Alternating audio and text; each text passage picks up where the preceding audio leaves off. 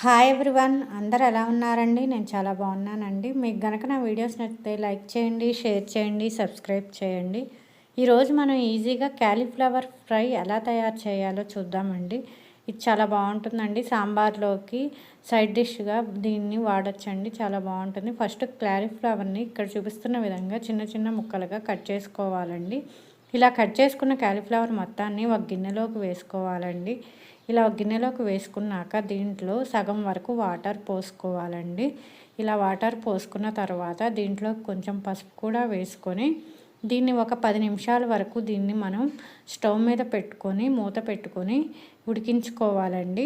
ఇలాగా బాగా ఉడకాలండి. కొంచెం 10 మినిట్స్ చాలండి. కొంచెం ఉడికిన తర్వాత దీన్ని ఆపివేసుకొని ఇట్లా ఒక జల్లుడు గెంటెతో దీన్ని మొత్తాన్ని కూడా వాటర్ లేకుండా తీసి ఒక ప్లేట్లో పెట్టుకోవాలండి. తర్వాత ఒక కళాయి స్టవ్ మీద పెట్టుకొని డీప్ ఫ్రైకి సరిపడా 3 స్పూన్స్ ఆయిల్ వేసుకోవాలండి. ఇలాగా 3 స్పూన్స్ ఆయిల్ వేసుకున్న తర్వాత ఆయిల్ అంతా కూడా హీట్ ఎక్కుతుందండి. ఈ డీప్ ఫ్రైకి కొంచెం ఆయిల్ ఎక్కువే పడుతుందండి, కాబట్టి 3 స్పూన్స్ ఆయిల్ వేసుకోండి.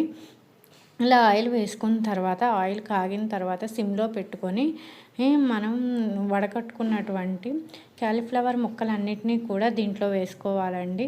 ఇలా వేసుకున్న తర్వాత దీన్ని మనం 2 మినిట్స్కి ఒకసారి కలుపుతూ ఉండాలండి. ఈ ప్రాసెస్ అంతా కూడా సిమ్లోనే జరగాలండి. హై ఫ్లేమ్ పెట్టుకోకూడదు. హై ఫ్లేమ్ పెట్టుకుంటే మొత్తం మాడిపోతుంది. కాబట్టి సిమ్లోనే పెట్టుకొని మనం క్యాలీఫ్లవర్ ముక్కలన్నిటినీ కూడా కలుపుతూ ఉండాలండి. దీంట్లోకి ఉడకటం కోసం మనం కొంచెం సాల్ట్ కూడా వేసుకోవాలండి. ఈ సాల్ట్ వేసుకొని క్యాలీఫ్లవర్ ముక్కలన్నిటినీ కూడా కొంచెం చిన్నగా కలుపుకోవాలండి. ఆల్రెడీ మనం కొంచెం ఉడికించుకున్నాం కాబట్టి కొంచెం చిన్నగా కలుపుకోండి. తర్వాత వీటన్నిటినీ కూడా గోల్డెన్ బ్రౌన్ కలర్ వచ్చేంత వరకు వేయించుకోవాలండి. తర్వాత మీ దగ్గర ఒక చిన్న రోలు ఉంటే దాంట్లోకి 4-5 వెల్లుల్లి రెమ్మలు వేసుకొని దాన్ని కొంచెం చిన్నగా దంచుకోవాలండి. ఇలా వెల్లుల్లి రెమ్మలు దంచుకున్న తర్వాత దీంట్లోకి మనం కొంచెం జీలకర్ర కూడా వేసుకోండి. 1 స్పూన్ జీలకర్ర కూడా వేసుకొని బాగా దంచుకోవాలండి. ఈ జీలకర్ర కూడా నలిగిన తర్వాత మీ కారానికి తగ్గట్టుగా 2-3 స్పూన్ల కారాన్ని కూడా వేసుకోండి. వీటన్నిటిని మిక్స్ అయ్యే విధంగా మనం రోలుతో దంచుకోవాలండి.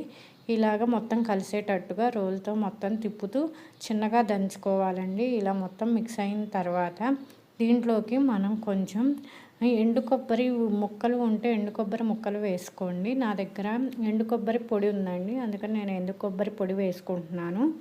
ఈ ఎండు కొబ్బరి పొడి ఎక్కువ వేసుకుంటే మనకి కర్రీ చాలా టేస్ట్గా ఉంటుందండి. అందుకని నేను ఇక్కడ 4 స్పూన్స్ ఎండు కొబ్బరి పొడి వేసుకున్నానండి. ఈ ఎండు కొబ్బరి పొడి కూడా వేసుకొని వీటన్నిటిని కలిసే విధంగా ఆ రోల్లో కొంచెం తిప్పుతూ దంచుకోవాలండి. ఇలా అంతా మిక్స్ అయిన తర్వాత ఈ పొడి మొత్తాన్ని కూడా ఇలా గోల్డెన్ బ్రౌన్ కలర్ వచ్చిన క్యాలీఫ్లవర్ ఫ్రైలోకి ఈ పొడి అంతా వేసుకొని కలుపుకోవాలండి. అంతేనండి.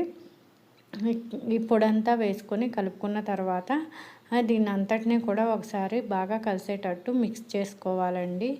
ఇదంతా కూడా మిక్స్ అవ్వాలండి.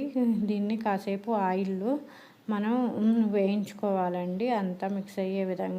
ఇలా కర్రీలోకి ఆ పొడంతా మిక్స్ అయిపోయిన తర్వాత దీంట్లోకి మనం కొంచెం కొత్తిమీర తీసుకొని మొత్తం గార్నిష్ చేసుకోవాలండి. అంతేనండి, చాలా సింపుల్గా అయిపోతుంది. చాలా టేస్టీగా ఉంటుందండి ఈ కర్రీ. మీరు ఒకసారి ట్రై చేయండి. పిల్లలు కూడా ఎంతో ఇష్టంగా తింటారు. వేరే కర్రీ ఏం లేకపోయినా కానీ ఇది అన్నంలో కలుపుకోవటానికి కూడా వస్తుందండి. చాలా బాగుంటుంది. సాంబార్లో కూడా సైడ్ డిష్గా బాగా నచ్చుతుందండి మీ అందరికీ. ఒకసారి మీరందరూ కూడా దీన్ని ట్రై చేసి చూడండి, మీ అందరికీ బాగా నచ్చుతుంది. కొత్తిమీరతో గార్నిష్ చేసుకోవటం వల్ల ఇంకాస్త టేస్టీగా ఉంటుందండి.